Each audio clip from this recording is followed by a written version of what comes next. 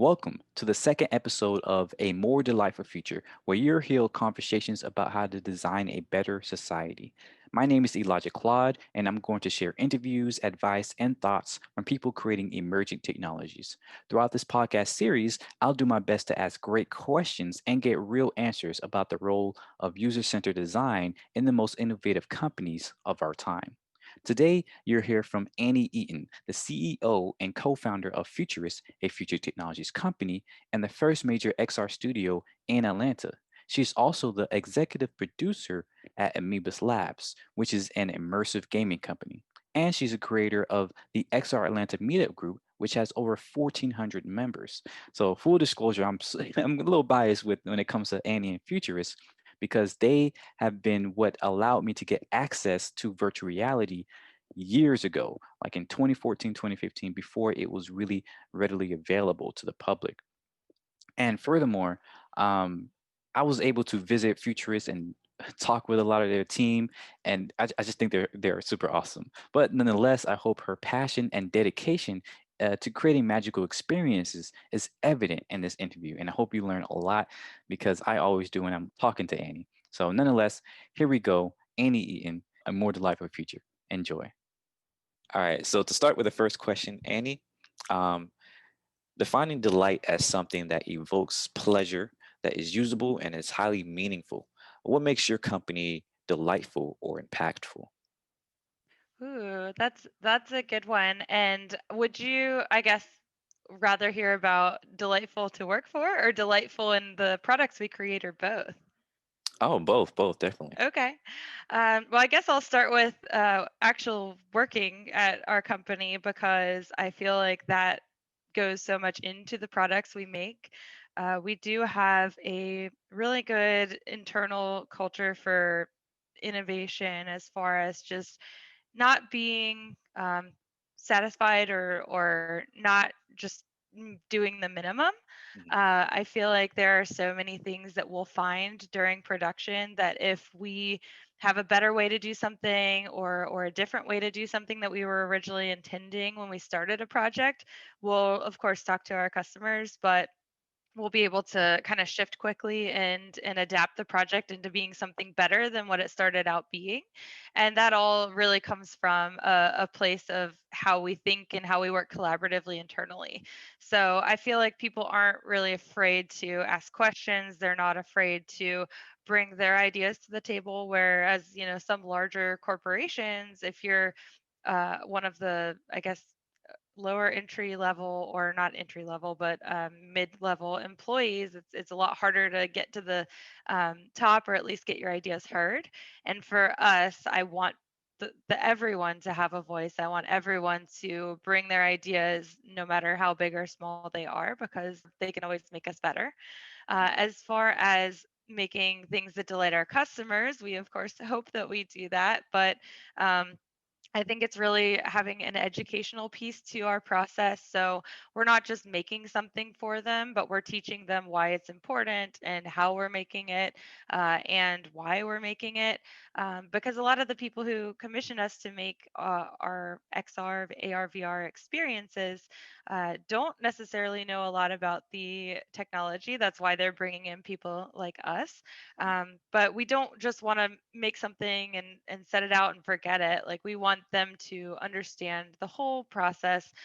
We had a conversation with a recent customer who, it was more of like a kind of a retrospective conversation back on the past 3 years, because we've been working with them for 3 years. And one of the questions we asked him was, what did you know when you started this versus what you know now? And he's like, the best part about this has been learning about the technology with you guys. And Mhm. as you all learn something new, we get to learn something new. And it's always a constant iteration, and we're always striving to make something better. So I think it really is two part in how we think internally and what we bring to our customers. But those two pieces are very complementary to bringing delight to the whole project or situation.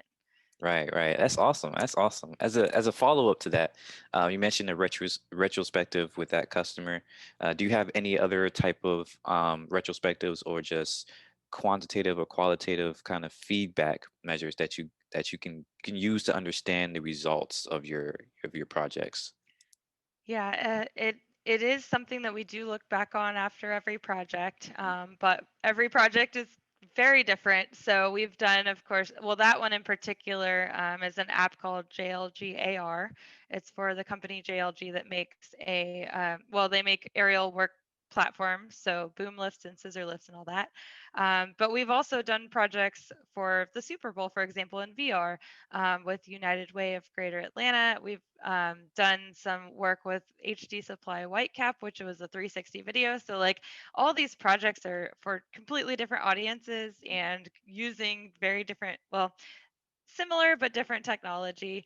And so it is hard to compare them to each other. Mhm. However, we do typically look at if there has been any return on investment for the customers, and that's not always monetary. So, for that Super Bowl project, for example, they were able to get 12,000 new people in their, I guess, marketing funnel for fundraising. Right. So, being able to get 12,000 people added to your email list in a week because of an exciting and engaging VR experience at a live event, that's amazing. That was a success. Um, we're not able to disclose numbers for this one, but the AR app we released globally on iOS and Android, and that has seen very strong numbers for it being out. I guess maybe 5 months now on iOS and a month on Android, and they're getting people from all around the globe using it. It's a multi-language app, and we're able to even see who's using it in what language. Based on where they're coming from, so that's also really cool. Mhm. And they're investing into continuing development and always adding more features and improving because of that positive feedback. So a lot of it is more, I guess, qualitative than quantitative results. Mhm. However, it is something we do have to do case by case. Yeah, yeah, that's good. I asked that because I find that a lot of people, tend to just do things in AR and VR because it's cool. Which Hmm. I appreciate. I love this technology, but it's very important to show that ROI in some way because it shows the importance of it. The impact that it can have on their business. So the fact that you have at least a contextual, um, qualitative return on investment is pretty important, and I appreciate that. Thank you. And let's see. The next question is, what does your team look like? So there's kind of a two-part question. The first is how is it organized in terms of the amount of design people on your team, what they focus on in your team, and the second part is a more diversity aspect. Is how do you get people from different backgrounds and mental kind of conceptions to work on your projects as well. Hmm. Yeah, we I feel like are getting more and more balanced as we evolve and the company gets older. Right now, I guess I'm trying to think of like in percentage, we have about 30% that's more like management, project management, marketing, more, I guess, office-y type roles. And then about 70% is either art, design, or development. Mhm. So it's gotten to be a pretty good balance. We have another developer starting in early February, and then we're bringing on another artist also, I guess, in January, which is in 2 days. I know this will air later, but it's just weird to think about. And with those people, we really were looking at filling in where my other team members needed help. We have some amazing minds at my company, but even those can get stretched thin sometimes. And so I've been really looking closely at how to balance it and bring in help for the people who really need it. But in the like every single person in my company has multiple, I guess, roles. So none of us just do one thing. Mhm. So, for example, on the art side, we have an amazing artist named Shelby, and she's not only a 3D modeler, but she's also a fine artist. So she can do textures, she can do 2D art and 3D art, and then she's also a really great designer. And for a game we're working on with Amoebus Labs, a lot of the stuff she's doing is kind of falling into that industrial design category because it's not just modeling a flower or an animal. It's modeling and creating a whole communication system, and we have to think about not just how it's going to look but how it's going to function in VR, which has presented an extra challenge that we're willing to take on. But really that's like three things she's doing: 2D art, 3D art, and industrial design in one.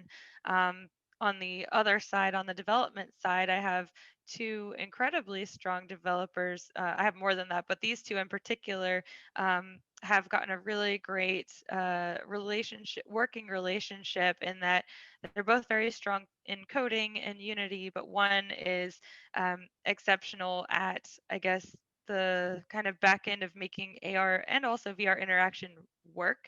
So he's done some amazing things on the AR side with AR Core and AR Kit outside of Unity, which is not an easy feat. Um, and then his counterpart, who is also a developer, really has a great focus and eye on UX, UI design, but he's also a strong coder as well. So it's like finding all these people who have these multiple talents, but they're complementary to each other, but no one's the same, is very important. As far as the diversity question is concerned, that's something that, of course, we try very hard at. But it's in a small team, it can be challenging, and it can also be difficult in just finding the talent and really figuring out where to look. We have been fortunate enough to find people from different backgrounds to put together a fairly diverse team. I would say especially diverse in gender, because we are over 50% women, which is rare at a tech company. And as far as ethnicity or race, I'm just going to say okay. I wish it was better. I guess about now 30% of our staff are people of color. So, again, better than most tech companies, but not good enough, in my opinion. But it's something that we work on, and it's something that I realized, if I'm not getting the people that that would help balance those numbers as applicants, that I have to look at a more long-term approach. So been partnering with a few different nonprofits in bringing educational tutorials or webinars or events to those communities, and usually at a younger age, so really in like middle and high school kids. Because even though I can't have those people as my employees now, perhaps in 5, 10 years, they'll remember me and know that I was the one who got them excited about the technology and apply. So I know that there are ways to, of course, promote those types of careers and roles in adults, but I feel like if I bring it even one step back and not target, but bring those educational experiences to younger audiences and get them excited from a younger age, then it'll hopefully help not just my company but the whole community in general. So it's a long-term process, and I'm working on it. Yeah, awesome, awesome. Thank you for sharing all that. I think that goes a long way in creating, that pipeline problem that people are talking about a lot. And that just introducing this technology to people at a younger age so that they know it's available to them. I think that Yeah. goes a long way, definitely. So the next question is related to more on that design side, probably for your design teammates or anything like that. But what is your research process? You mentioned a little bit about people are able to bring different ideas to the table, but what is their culture of feedback and cutting of assumptions and design critique and stuff like that at your company? Yeah, it is something that we are very collaborative about. We for and I'll bring up our game as the best example. And as you mentioned in my intro, I do run two companies technically. Amoebus Labs is a game studio, and Futurus is more focused on uh, work for hire XR experiences that we develop for companies.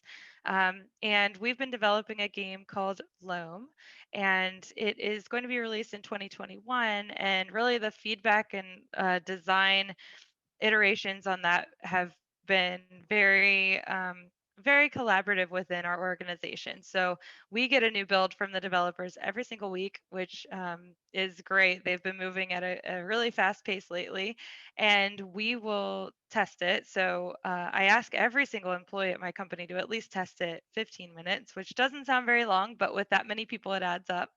And then certain people who are more in the target market of the game that we're producing have an assignment to play it for about an hour or more every week, and we'll go in and not just say like something's broken or this isn't working or we thought this was going to be implemented, it's not implemented yet.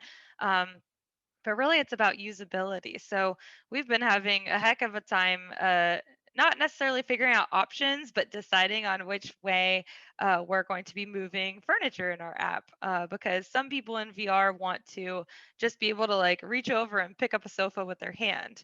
For Mhm. some people, that scare them, and there's no way they'd want to do that, and they want to like push it to move it. Or what we're doing for large objects is we have this canister that you can pack and unpack, and when you pick an object up, you can pack it and put it in your inventory, and then bring it out when you want it, and unpack it and then place it.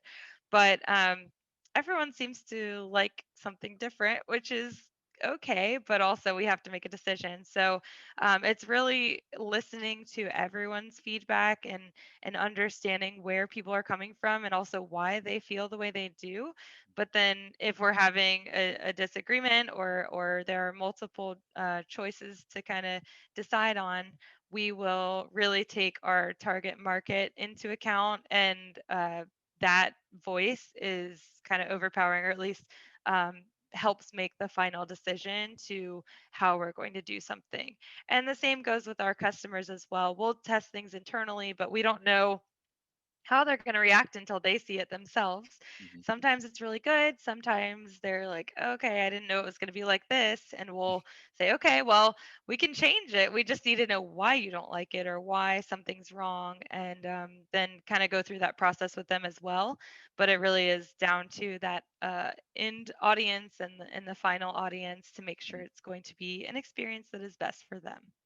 Okay, awesome, awesome. And do you have like a method of doing like low fidelity kind of tests first or anything like that, so you can, Hmm. quickly iterate through those critiques before you have to push it out We in final do. form? Yes. So on the AR side, unfortunately, you can't really test AR as easily this way. But as far as like the app design and the app flow on mobile, we will use Adobe XD.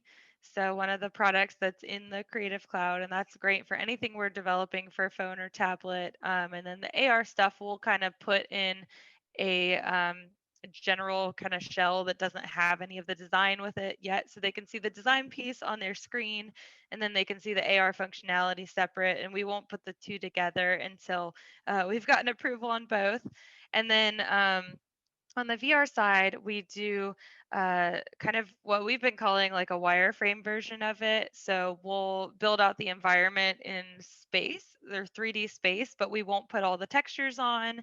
We won't put the interactivity in until the customer sees the wireframe version, and um, they they like it. They say it feels right.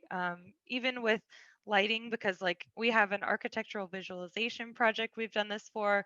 Since we don't put any textures on, the entire environment, all the furniture, everything is just this kind of white or light gray.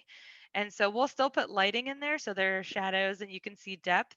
But yeah, that saves a ton of time because applying those textures does take quite a bit of time, as I'm sure Yeah. you know. Yeah, that's awesome because I know my from my experience, it's very kind of difficult to test in AR and VR right now with limited tools. There's I think it's Shell Games, I believe it was. It came out with a method called brown boxing. So you create, create actual physical example of what you're going to create, like out of Oh, construction paper okay. and cardboard and stuff like that, and Yeah. have the customer go through the experience. It's like that was an interesting, method, and it works in some, some Interesting. Yeah. reasons. Yeah. That's cool.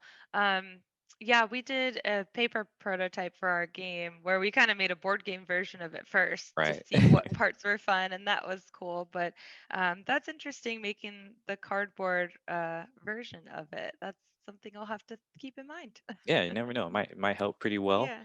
I ended up using what do you call it, Google Blocks as well to quickly Mhm. test out some things as for different customers to put it in the Yeah. actual virtual environment. But there's some interesting methods we're trying to use. All right. So the next question is, how do you make sure that your innovations and your products are actually solving the right problems? That is another good question. We do put a lot of thought into why we're doing something before we even start development, and that's always a part of the initial kind of consulting process with the customer. Because if we don't know why we're doing something, then it's a lot harder to design it. If the end goal is fundraising, then we can be have I guess a little more guidance as far as how we're going to approach the problem, or not necessarily problem, but just the design of the product. If they want to sell more things, then we need to make sure their products look amazing and impeccable. I guess the fundraising is more on the story side, and then the sales is more on the visual side. But as far as solving the right problems with our innovations, that's probably comes down more to the type of customers we work with. We do, I mean, have pretty much creative, or not creative freedom, but freedom to choose who we work with. So there have been some, I guess, companies that could seem like they were not a good fit for our company to work with, just because of the industry that they were in. Like we did have an opportunity with a offshore oil fracking company that we decided to decline on the proposal just because we didn't want to do the project. And our company is completely independently owned and operated. So we are fortunate enough to have the freedom to choose. I know a lot of companies, if they are uh, kind of chained to their investors and the whims of their investors, they don't get that opportunity to choose. So we do take advantage of that. We don't take it for granted, and we do seriously consider kind of the impact of what we're making, depending on the type of customer that we're talking to. So there are projects that we really have wanted to do, like even though the Super Bowl project was really great exposure, one of the main reasons we wanted to do it was because United Way of Greater Atlanta was trying to produce an experience to help educate children, mostly middle schoolers, on social emotional learning and learning how to handle themselves when they encounter conflict in a school, or at the bus stop, or any of that. And I feel like that kind of made us want the project more, because it wasn't just, a football throwing game. It was an opportunity to make an impact, or have an impact on a child's life who might come through and experience that, Right. and make them realize, oh, I do have choices when I see my friend being talked about behind their back. I can confront the bully. I can talk to a teacher. I can talk to my friend and make sure they're okay, but they were able to make those choices in a safe environment and then replay it if they felt like they didn't make the right choice. So we do look at the types of projects where we're presented and make the ultimate choice ourselves. We can always say no, so that's really nice. And then as far as our game studio is concerned, we one of the reasons we've chosen to make loam, which is a gardening, it starts as a gardening game. It gets a little more interesting than that, but it's in a really beautiful world where you have the creativity to create your own garden and create your own outdoor space and have control over it. But it's in, kind of this utopian world. Um, we wanted to make a design game. We wanted to make a game that wasn't a shooter. We wanted to make a game where people could kind of spend hours in it and really have control over something in their lives that was beautiful. Mm. And I know that people don't always get to have that, in the physical world. And so we wanted to create something that really brought that to opportunity to people with a VR headset. So um, it's really looking at what isn't there in VR and what can make an impact, and how can we bring that to the table. Right, right. Awesome, awesome. That's awesome because I've played like probably hundreds of VR games and it's still very rare. I'm not even sure if there are any games really out there like that where you're growing something, Hmm. and being able to have that experience in VR. There's like I think there's like a Dragon Pets game, which is but it's not the same. But yeah, that would definitely be very very interesting. I would love to see that when it comes out. Yes, I know. I'm gonna have to add you to our playtesting list. Oh yeah, please. The last two questions center around specifically UX design, UX, user centered approach. So because you have people on your team that are more generalists in terms of coders and designers or artists and designers, how do you uh, how do you create a very user centered approach at your company in terms of and I ask this because UX is more than just visual art or you know interaction design. It also goes a lot into like the psychology of people, of how to Hmm. build experiences that make people feel and stuff like that. So how do you approach that aspect of UX? Yes, I do think that really the main thing we can do is to be open to changing our design when people have problems with it. Right. Our main UX person on the team, Pierce, he always says that the user's never wrong. And Mhm. so we've all kind of tried to adopt that mentality when we're thinking about design and not letting our feelings get hurt if someone isn't getting something. It's not their fault. It's our fault for not designing it in a way that they can just understand. So that has been a shift because in working with a newer technology, VR is not new, but newer. We do run into a lot of instances where we're putting the headset on someone who has never experienced it before and they don't know what they're doing. But unlike a computer or a phone where you have to learn how to type and you have to learn where to click, VR should be much more seamless than that. Someone who has never used a computer, which we've done this with a few times, may be able to put on a VR headset and be able to instantly use it because of how intuitive it is and how the controllers really do just work like just how your hands would grab. So it's thinking about what we can do to not design like a computer experience or a phone experience, and what we can do to design like a physical experience that you'd have in the physical world. And that is something that we always have to remind ourselves of. We have one tester internally. She's actually our marketing coordinator, and she'll go into a test feedback session with Pierce and she'll say, well, maybe I just wasn't doing it right. I wasn't able to plant seeds. And he's like, no, you're doing it right. How are you doing it? We need to design to what you think is right because you're the user. And of course, you have to take that with a grain of salt because you can't please everybody.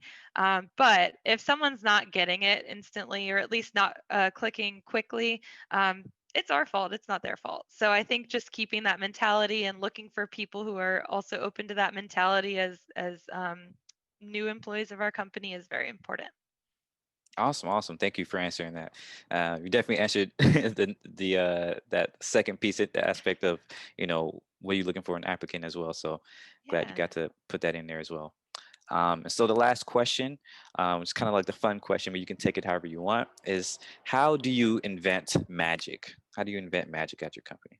Yes. Well, we're lucky that we have all the tools to invent magic because if you didn't know what AR or VR was, you'd think it was magic, because it really is the illusion of magic, in my opinion.